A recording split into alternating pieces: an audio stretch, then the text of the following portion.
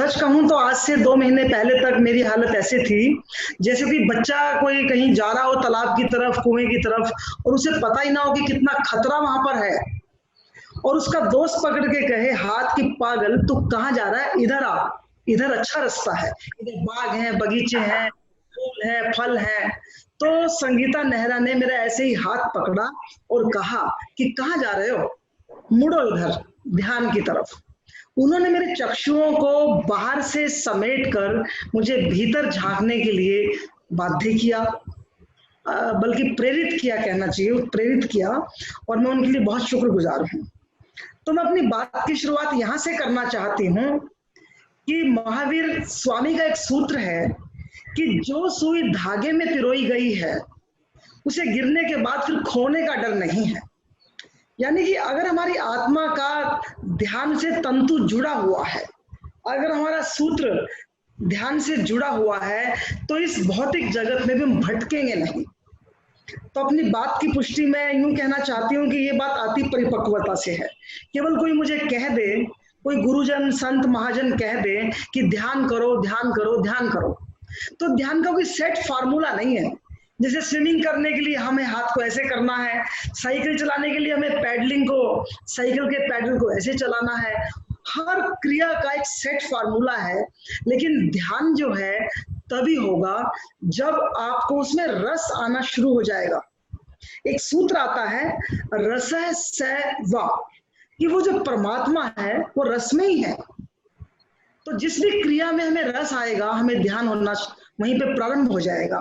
मैंने देखा है कि जब मैंने इंसाइक्लोपीडिया का काम करना शुरू किया और मैं 18-18 घंटे काम करती थी, तो मुझे पता ही नहीं चलता था कौन घर में आया, कब गया, क्या गया। तो वो ध्यान की मेरे लिए एक प्रकाष्ठा थी। जब मैं सड़क किनारे देखती हूँ कि किसी छोटे से एक आसन को बिछाए हुए कोई मोची जूते को गांठ रहा है, तो सुई में, गांठ में और जूते में उसका इतना ध्यान है कि मुझे लगता है कि वो भी परम तत्व को प्राप्त हो गया है। तो ध्यान तो बेसिकली स्वभाव की बात है, और जितने ध्यान की जरूरत जिंदगी जीने के लिए है, शायद उतनी हमें अध्यात्म शास्त्र में भी उतने ध्यान की जरूरत नहीं है। खाते हुए ध्यान, नहाते हुए ध्यान, संबंधों का ध्यान, बोलते हुए ध्यान, कर्म करते हुए ध्यान। ध्यान तो एक स्वभाव की बात है मुझे लगता है। और मैंने तो कभी मेडिटेशन किया ही नहीं था। हाँ, मैं वैसे सहज भाव से अपने तनाव को दूर करने के लिए कई बार जो है बैठ जाया करती थी, पर मुझे ये नहीं पता था कि ध्यान इसे ही कहते हैं। एक छोटी सी कहानी से अपनी बात की पुष्टि करना चाहती हूँ कि एक कोई नौजवान पहाड़ पे खड़ा हुआ था, पहाड़ की काफी ऊंची जगह पे खड़ा हुआ था। तो 3 लड़के उसको देख रहे थे, तो वो अंदाजा लगा रहे थे कि लगता है इसकी गाय खो गई है, जिसको वो ऊपर से ढूंढ रहा है। दूसरा बोला नहीं, गाय नहीं, लगता है कोई इसका साथी पीछे रह गया, जिसे ये पर्वत की चोटी पे खड़े होकर देख रहा है कि कहाँ रह गया। तीसरा बोला कि शायद ये भगवान को खोज रहा है, तो इतनी ऊंची जाकर के खड़ा हो गया है। तो उनकी आपस में बहस हुई।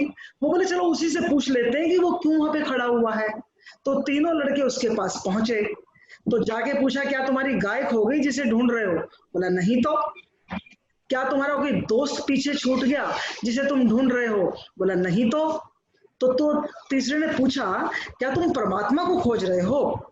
बोला नहीं। तो बोला फिर क्या कर रहे हो? बोला मैं तो ध्यान मग्न हूं, मैं तो अपने भीतर की यात्रा कर रहा हूं। तो उनको जची नहीं तीनों को। तो बोले कि ऐसे आंख बंद करके बैठने से क्या मिलता है? तो बोला तुम बैठ के देखो तब पता चलेगा।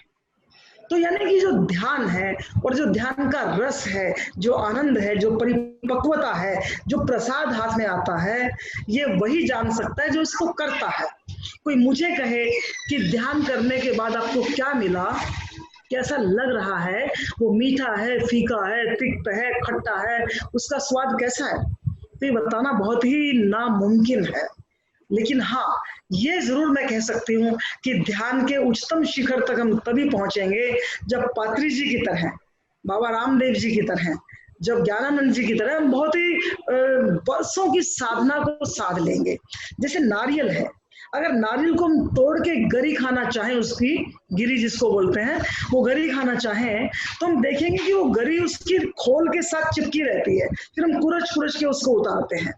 लेकिन जब नारियल पक जाता है तो अगर उसको तोड़ते हैं तो उसका खोल अलग और नारियल बाहर आ जाता है, तो इसकी परिपक्वता है। तो मैं ये कहना चाहती हूँ कि जब तक हमारे ख्यालों में, विचारों में, हमारे चिंतन में, हमारे मंथन में, हमारी अनुभूतियों में एक गंभीरता नहीं आएगी, एक गहन अनुभव नहीं जुड़ेगा, तब तक हम कच्चे नारियल की तरह से रहेंगे। जैसे फल खाते हैं, कोई भी फल या सब्जी खाते हैं, खीरा खाते हैं, अगर उसके बीज कच्चे हैं तो हमें बड़ा आनंद देते हैं, लेकिन वो बीज अभी उगाने लायक नहीं है। बीज तभी बनेगा जब पक पक कर वो उसका खोल, उसका बाहरी कवच सख्त हो जाएगा। तो मेरा कहने का मतलब ये है कि जिंदगी जीना, जैसे गुरुजी ने भी कहा, पत्री जी ने भी, कि कौन कहता है कि आप महात्मा बुद्ध की तरह घर छोड़ के जाओ, घर में रह करके ही वानप्रस्थी बनो ना। तो वानप्रस्थी का क्या अर्थ है? रहो घर में लेकिन ध्यान वन में, ये वानप्रस्थी है। सारे दिन हम घर के क्रियाकलापों में, कलह में, तानों उल्हानों में, लेन देन में, इन्हीं क्रियाओं में जब लगे रहते हैं तो मुझे लगता है कि हम वानप्रस्थी नहीं है। जो घर में घटित हो रहा है होने दो, जो मेरे भीतर घटित हो रहा है मुझे उसकी चिंता करनी है, उसकी परवाह करनी है, तो मैं वानप्रस्थी हूँ। तो उसके लिए मुझे घर छोड़ करके जंगल में जाकर के मंगल ढूंढने की कोशिश करने की जरूरत नहीं है। जहां मैं हूं, क्योंकि भगवान किसी व्यक्ति का नाम नहीं है, भगवान का कोई घर है सुनिश्चित, ये भी मैं नहीं कहती कि वो गिरजा घर में है, वो मंदिर में है, वो मस्जिद में है, वो गुरुद्वारे में है, नहीं। भगवान तो एक विराट है, चारों तरफ उसका प्रसार है, फैलाव है। वो फूलों में कहीं महक बन के है, कहीं हमारी आंखों में ज्योति बन के है, मेरी सांसों में वो धड़कन बन के है, कहीं वो संगीत बन के है, कहीं वो प्राण वायु बन के है, कहीं पक्षियों की चहचहाट में है। तो भगवान तो उस फैलाव का नाम है, उस समुचित चेतना का नाम है जो चारों तरफ से हमें घेरे हुए है। तो उस भगवान की प्राप्ति के लिए कहीं भागने की, दौड़ने की, कि ये यात्राएं करेंगे, ये अनुष्ठान करेंगे तो ही परमात्मा की प्राप्ति होगी, नहीं। मेरी अवधारणा ऐसी नहीं है। मैं तो ये मानती हूँ कि हम जहां हैं वहीं बैठ जाएं और अपनी आंखें मूंद कर एक बार अपने भीतर झांकें, देखें और आत्म मंथन करें, तो हम एक परम शांति को प्राप्त हो सकते हैं, जो परम आनंद है, जो दिव्य आनंद है। और मुझे लगता है कि मेरी इस भीतर की यात्रा के लिए मुझे प्रेरित किया है डॉक्टर संगीता ने, तो मैं उनका बहुत शुक्रिया करती हूँ। जैसे एक बिगड़ते बच्चे को कोई पकड़ करके रास्ते पर ले आए, तो संसारिकता की तरफ जो मेरा इतना ध्यान था, वो भी तो ध्यान ही था, उस ध्यान को केंद्रित करके दोबारा से सिमटवा करके मुझे भीतर की अंतः यात्रा करने की जो प्रेरणा संगीता ने दी है। तो संगीता, मुझे इस बात से कोई मतलब नहीं है तुम परिवार किससे हो, तुम्हारा धर्म जाति क्या है, तुम्हारी उपलब्धियां क्या है, मुझे तो ये पता है कि मेरे लिए तुम्हारे से बड़ा कोई गुरु आज के दिन नहीं हो सकता। तो मैं सबसे पहले तुम्हें प्रणाम करती हूँ, अपने गुरु को प्रणाम करती हूँ। और इस सभा में एक एक जन विराट संत हैं, बड़े सदे हुए लोग आए हैं, और आज उनके सानिध्य में बैठने का जो एक सुअवसर मिला है, मैं उसके लिए अपने आप को अभाग्य कहती हूँ। मैं बहुत किस्मत वाली हूँ कि आज मुझे ये एक सुअवसर मिला है।